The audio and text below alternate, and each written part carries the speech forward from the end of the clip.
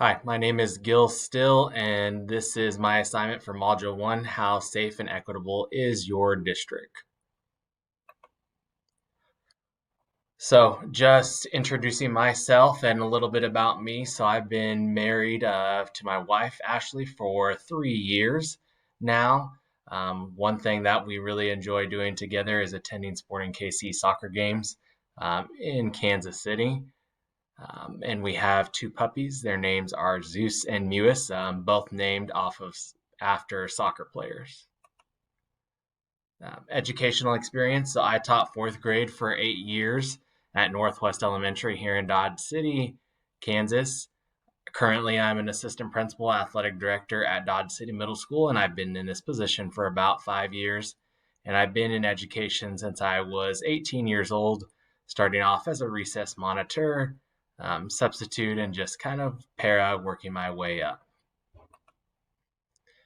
Um, Talking about my goals, so my first immediate goal would be MTSS implementation, which we are working now within my building. So helping secondary middle school teachers understand what it is and gain the confidence in order to do this. And then I would also like to be a head principal.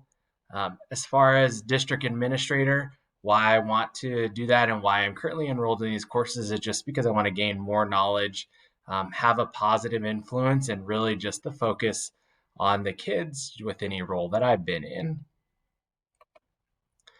Um, so now we are going to get into looking at the safety and equity, what those are, and what that looks like in my district at USD 443 Dodge City Public Schools.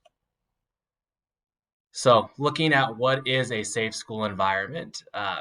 So looking at some of the articles, and during COVID-19, it was looking at preventing the spread, where a lot of districts, a lot of schools looked at face coverings, physical distancing, hand hygiene, physical barriers, signage and floor graphics. So just different things during that time.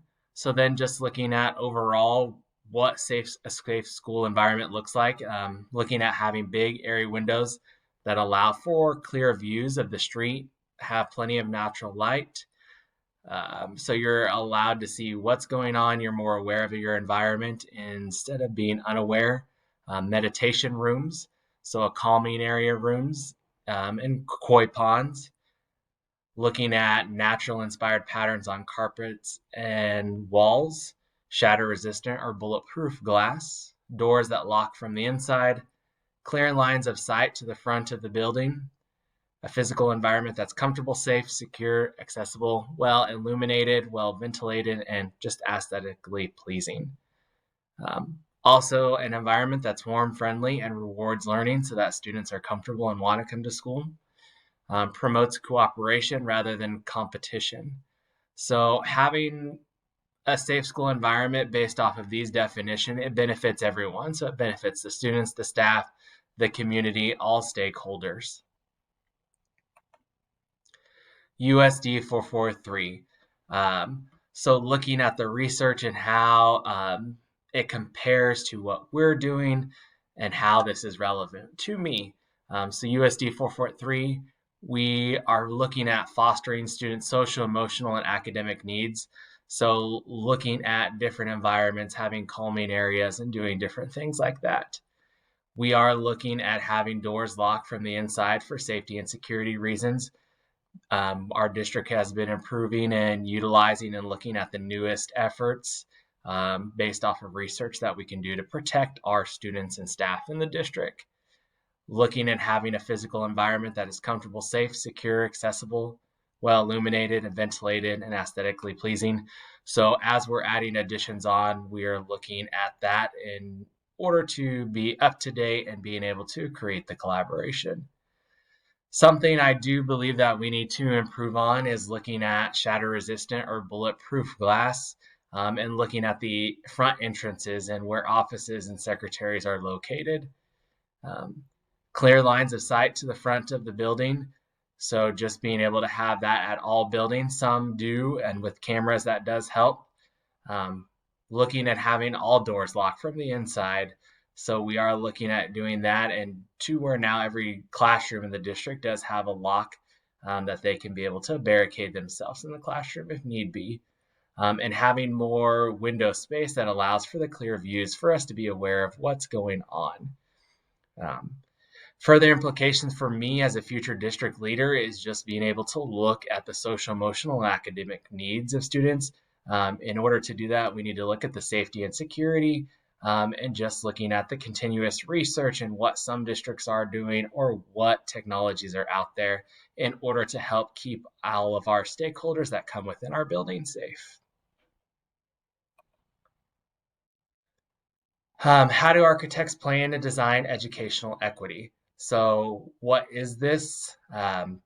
So, design buildings for people like us. So, being able to look at it on what the students need and it not just being based off of what the wealthier might need or looking at as a business format. So, architects looking at materials, the colors, the seating arrangements, and window treatments. Um, some students and families could view certain schools as the wealthy or the better academic schools based off of those things above, you know, what they see compared to what they are used to, or the neighborhoods. Wanting to make sure that we're in definition of it, including the Black, Indigenous, and people of color. It's vital to give all students a sense of belonging.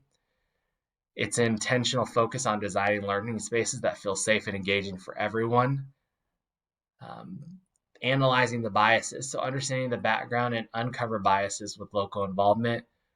Being able to intentionally look at the collaboration and have peer learning going on to where all of that's able to occur, and engaging parents, guardians, family members on what services they feel that schools or districts might need in order to help support their students, and having sufficient and efficient space for students in after school programs or activities, and being able to have those designated areas.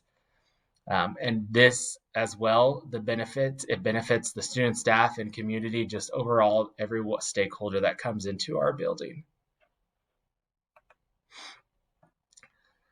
So looking at the characteristics where USD 443 is and comparing it to research and what we can improve upon as well. So currently what we're doing, we are looking at designing schools to where we are able to provide a variety of different learning opportunities and styles. So looking at maker spaces, having areas more of labs, hands-on activities, project-based learning, enhancing learning by integrating technology, putting that in the system as well. Looking at those learning styles, making sure we have healthy, comfortable, and flexible learning spaces. So different seatings and just different areas in the room as well.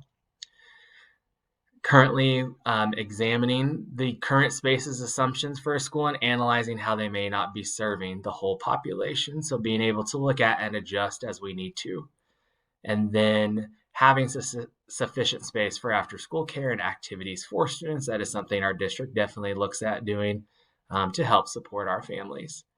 What USD 443 could improve upon is including the Black, Indigenous, and people of color, and getting their input on how we can create a better sense of belonging, and intentionally looking at designing learning spaces that help everyone feel safe and engaged within that process.